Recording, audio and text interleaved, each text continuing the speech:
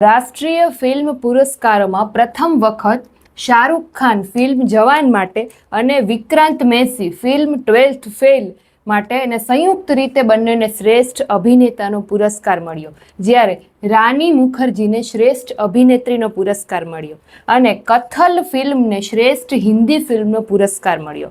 ત્યાર પછી માઇક્રોસોફ્ટે એઆઈ અને ક્લાઉડ કમ્પ્યુટિંગના બળ પર $4 ટ્રિલિયનનું મૂલ્યાંકન હાંસલ કર્યું છે. રૂબિક્સ ડેટા સાયન્સના અહેવાલ મુજબ રશિયાથી ભારતની તેલ આયાત 2020માં 2%થી વધીને 2025માં 35% થઈ ગઈ છે.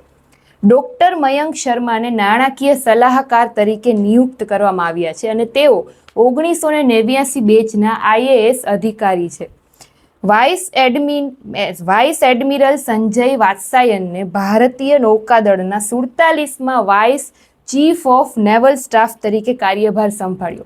ત્યાર પછી એન્ડરસન તેંડુલકર શ્રેણીમાં કેએલ રાહુલે 1066 બોલ રમીને મુરલી વિજયને પાછળ છોડી બીજા ક્રમે સૌથી વધુ બોલ રમનાર ભારતીય ઓપનર બન્યા, જ્યારે ગાવસ્કર 1382 બોલ રમીને પ્રથમ સ્થાને છે.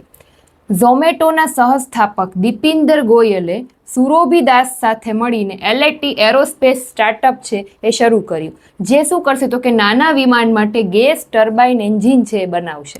ત્યાર પછી જુલાઈ 2025માં ભારતનું જીએસટી કલેક્શન 1.96 લાખ કરોડ રૂપિયા હતું અને ગયા વર્ષ કરતાં 7.5% વધારે હતું. આ હતું આજનું કરંટ અફેર. Thank you.